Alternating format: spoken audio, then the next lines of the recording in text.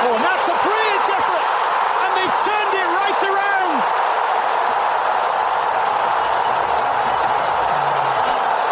In the space of a few minutes, Saudi Arabia grabbed control of the game.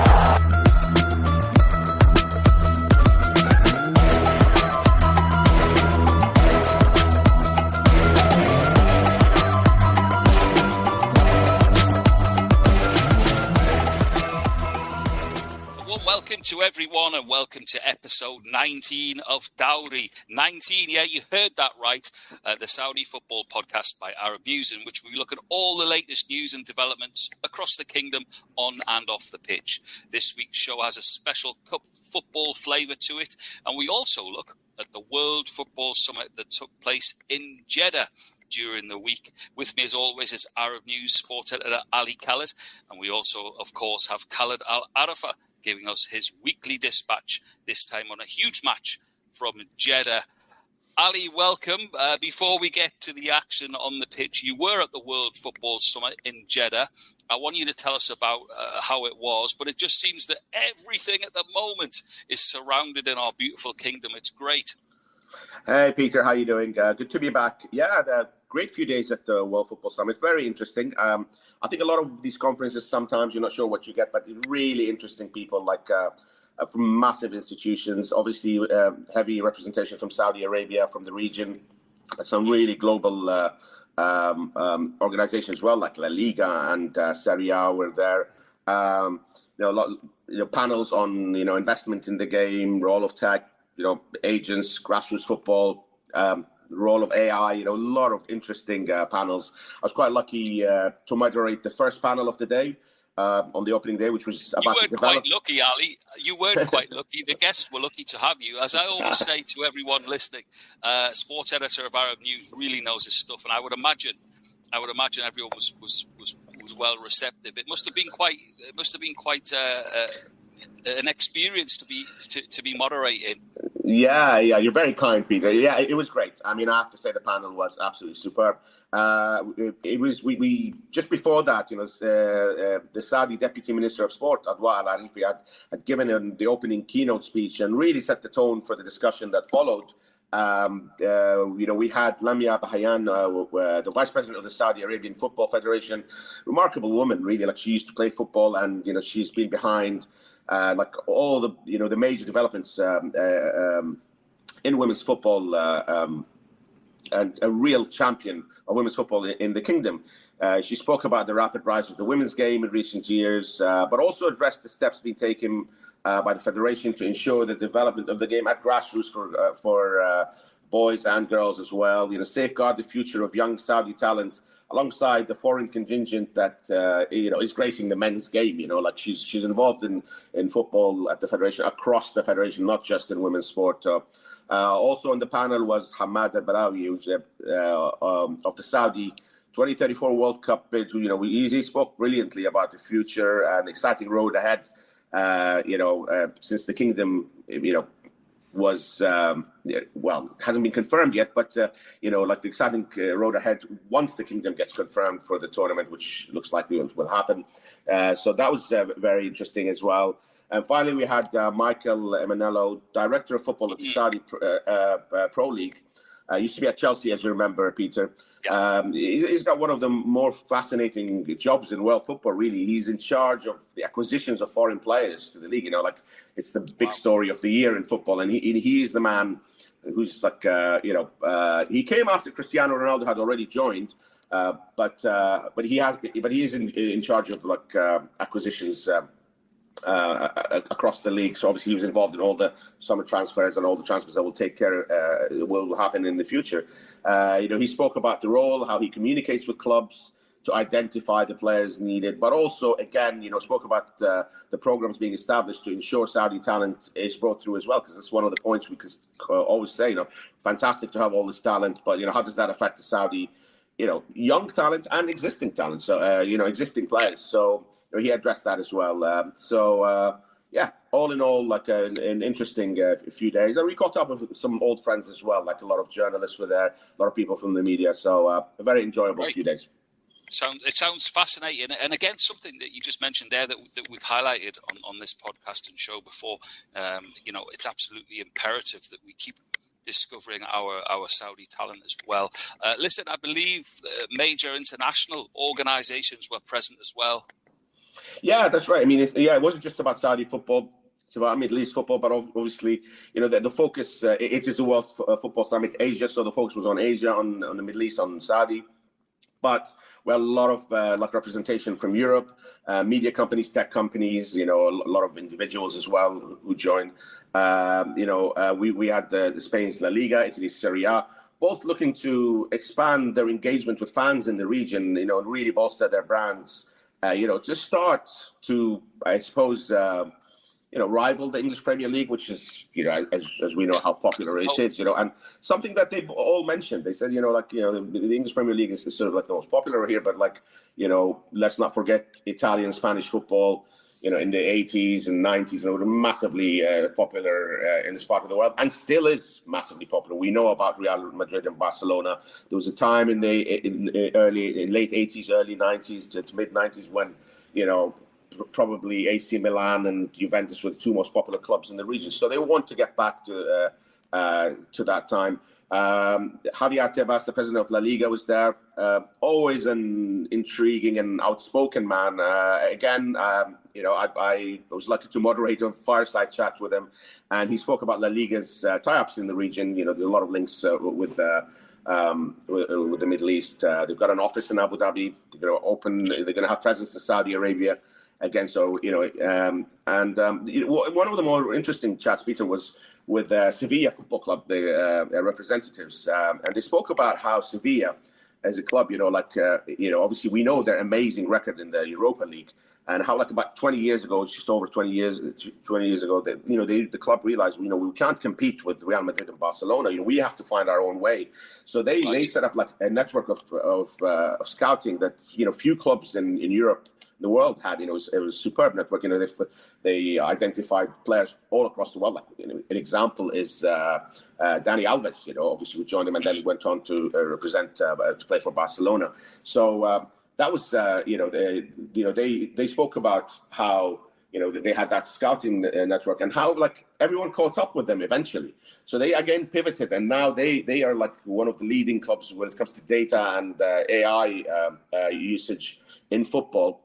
Again, very exciting, listening to them. A lot of it, if you followed Moneyball, about baseball, very similar to that, identifying players through data, through AI, and very relevant to the region. We've mentioned quite a few times on the pod how, all these great players coming to Saudi Arabia for the top clubs. What about the clubs that are not signing these big players?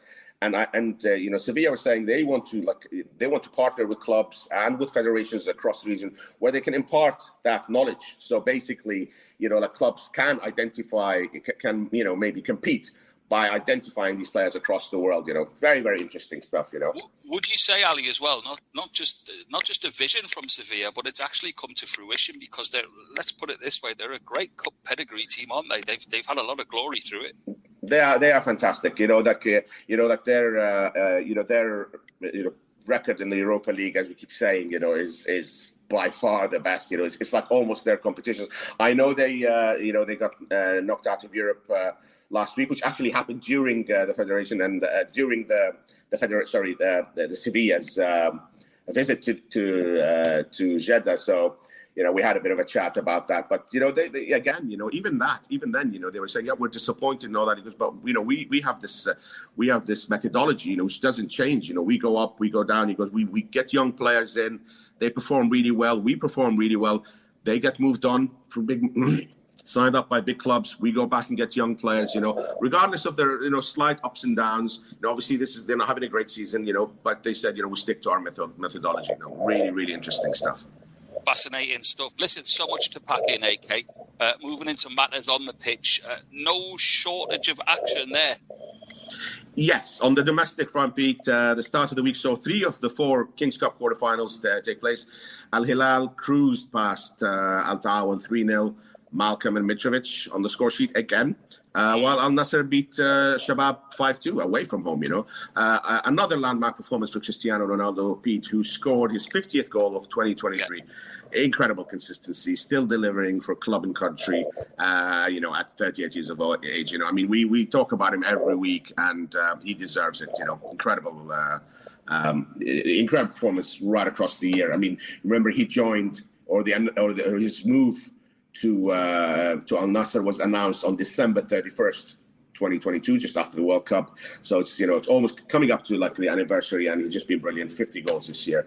Al Khalid Club joined the big boys in the semi-final. The semi-finals, which will take place early sometime next year. They beat Abha 2-1. A great result for them to be again among the big boys, as I just said. Faisal against Ittihad, the last of the quarters, is postponed until February 4th. And I would say that is because, of course, the champions of Saudi kicked off the FIFA Club World Cup against Auckland City in Jeddah, the big one, Ali. Yeah, absolutely, Pete. So that's why their cup game was postponed. The FIFA Club World Cup kicked off. Brilliant atmosphere in Jeddah. It was raining that day, Pete. Slight worry, like everyone rushing up to the match if the weather is going to play havoc with transport, and everything was fine. Like full stadium, incredible atmosphere. As the host club, Ittihad, took on the Oceania champions, Auckland City of New Zealand. In the first round of the tournament, in a way, a playoff, if you want to call it that. And our man Khaled Alarafah was there. Take it away, Khaled. Hi, Ali. Hi, Peter. How are you guys? I'm going to jump directly to the World Cup for clubs this time in Jeddah, exactly at King Abdullah Sports City, the opening day of the World Cup for clubs. Everything was amazing. The fan zones, the stadium was packed with fans. The opening ceremony was really interesting. And then the game started. Al-Ittihad versus Auckland City from New Zealand. Al-Ittihad killed the game with 3 goals. The goals were by Romarinho, Kante and Benzema. After the game, I interviewed Karim Benzema, and I said, how do you feel scoring your 5th goal in this tournament? He said the most important thing is winning, helping the team to win, to qualify. And of course, scoring is always good, but we hope to continue winning until the end. I interviewed the captain, Cameron, from Auckland City, and I asked him, what just happened? Why did you guys lose? He said, there's a lot of difference between Al-Ittihad and Auckland City. They're on top level. We tried to compete, but we knew that we were going to face. He said, we hope next time we'll do much better. Now Al-Ittihad will face Al-Ahli, the Egyptian from Egypt, Al-Ahli. It's going to be an interesting match. I'll get back to you, Ali, after that game, and enjoy it, guys. Great stuff, Khaled. Benzema, of course, scored in the final last year, Pete, if you remember, in Rabat, which saw Real Madrid beat Saudis, Al-Hilal 5-3. And he'll be hoping for a repeat, of success, although obviously bigger tests lie ahead in this one with Fluminense Brazil and Man City to come, and Al-Ahli of Egypt, of course. I just want to mention it's great to see the Brazilian Romarinho score in that match. Always good to see those who have been in the Saudi League for years, still there, still performing, get the attention they deserved. It's not just about the new signings. It's always good to see the ones who have really put in the years as well, like Romarinho, get some attention.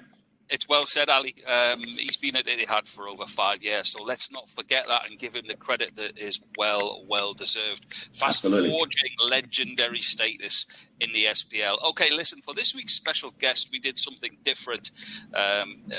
Ali sitting down with one of the Saudi women football's leading lights at the World Football Summit. Very excited to hear about this. Yeah, we had our own Arab news platform at the conference, and I sat down with Monika Staab, the brilliant German coach who was the coach of the Saudi women's national team at its inception 2 years ago, and is now technical director at the federation. Since then she has overseen the national team. Enter the FIFA ranking. She's seen the establishment of the Saudi Women's Premier League. It really fascinating chat with her. long chat, and she spoke very, very openly. I asked her if, when she joined, she could have, possibly dreamt that there would be such a rapid rise in the women's game in such a short period of time, and this is what she had to say. Not really, to tell you the truth. And, I'm from Germany, and in the beginning they told me I'm very fast, like a German engine in a Mercedes. And now I feel they are actually faster than me, like driving a Ferrari. And it's just an amazing experience. And for me to be part of this history, what happened in the last 2 years and 2 months, I'm here now. What we established, the A national team going to the FIFA rank list, having a under 17 team 6 months ago. Now we have established under 20 national team. We are just in the process of getting an under 15 national team. We have 3 academies from the age 4 to 17 in Dammam, in Jeddah, and Riyadh. And from these pool, we are getting all these young players for the national team, for the under 17 national team. We played now under 17 competition, and of course our league, the Premier League, is broadcasted every Friday, Saturday. Every match can be seen all over the world, and we have 7 men club now participating in this league, and it's amazing how these men club actually are wanting a women team in their club and hoping, of course, to win the championship. It took us in Germany over 30 years till we had so many men club accepting actually women's team in their club. So it's amazing what is going on here. We do coach education. We have 28 B license coaches, 172 C license coaches in the last 2 years, and 800 D license coaches, teachers, who are actually getting all these school league. We started last year with 50,000 pupils, and now we have 70,000 playing in the school league. So the demand and the desire here to play is such amazing, and to see these 3 women, I always say this, Atwa Arifi from the sports minister, she's the deputy, the assistant of the sports minister, Lamia Bayan, the vice president of the Football Federation, and of course Alia Rashid, she's the director. These 3 women, they played football, and that is what is all behind this strategy, that they want to live their dream one day to go to the World Cup, one day to play in a very high international level. And of course it's the president of the federation and the GS who support so much women football. We just hired a new coach for the national team, Luis Cortes. So they're all serious to really promote women football, and to be part of this family makes me really proud, and I'm happy to be here. I then asked her about the standard of the Women's Premier League, how it has been impacted by the arrival of players from abroad. More and more foreign players are coming from abroad as well. It's not just in the men's game, but in the women's game as well. But also, how does that influence, the Saudi, the young Saudi players, or Saudi players that are playing in the women's league? Having all these international players being there. Well, we still have 4 foreigners playing in the match on the field, and 1 foreigner who is born here in Saudi but has not a Saudi passport. So we have 6 Saudi players on the field, and I was very, very happy to make sure that we also develop the Saudi players, because the foreigners are very important. We have, I think now, 5 foreigners from the World Cup. Lamtri, surely one of the most famous one from Nigeria. She just joined Ittihad, and so I think it's important to have these foreigners, and it's great to see how many are now coming and feeling happy and satisfied to come here to support this league we have now, and helping these Saudi players to grow. Because I tell you, 2 years ago, I started from zero. There was nothing but nothing. They never played 11-a-side. Of course, Lamia, Adwa, and Alia was playing since 2007.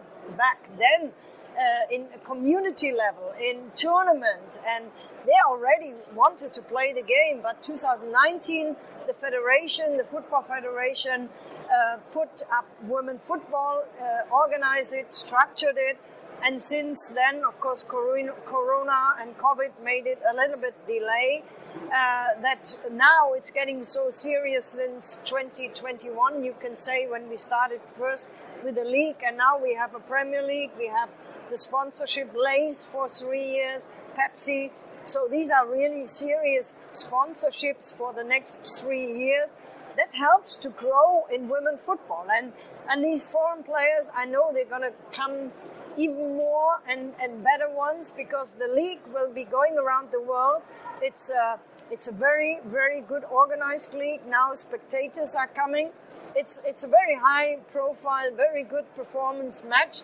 And all these girls, all these Saudi girls in particular, because that's why I'm here for, I want to develop them. I want to give them the platform to raise their level, and one day, hopefully, these players, with these foreign players, will be going to a World Cup and play for their country. And I know how these players are passionate, full of desire.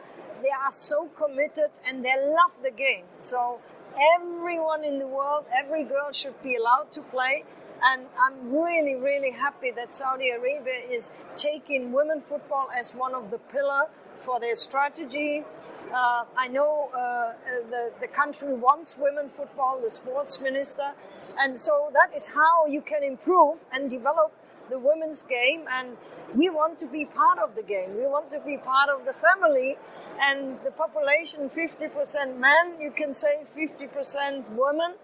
And we women, we want to also be with this game, and because we love it, and we have been playing in Saudi and all over the world for a long time, and being this passion to have for this game, not only as a player, as a fan, as a spectator then. And so we are more than happy that Saudi Arabia is open the doors to the foreigners. Everybody can come in and be part of this big success we have been since, well, in the last 2 years, and that's great. Yeah, and finally I asked her about the appointment of Luis Cortez as the new coach of the Saudi women's national team. Oh, obviously she was there a few years ago, and now they've announced the experienced Luis Cortez to take the women's national team forward. And this is what she said. Well, we are moving forward every day, you can say, and every month we have made improvement. And I was doing so many jobs. I said I cannot be also the national coach, So I said I have to give up one job to be more organized and to help to develop the foundation. So now we have that high-profile coach from Spain. He used to be Barcelona, a very successful coach. And he knows women football over 20 years, so he knows what he is expecting. He knows that he still has to do a lot of development. So I'm very happy that the SAFF, the Football Federation, managed to get him for a 4 years contract to help to develop the basis and also to develop the team. Yeah, to be one day playing maybe also for the qualification for the World Cup. Absolutely fascinating stuff, Ali. Well done. What a coup as well for us all at the podcast on Dawri and, of course, Arab News. Back to the action, though. And I'll tell you what, there is some match dominating the news, isn't there, Ali?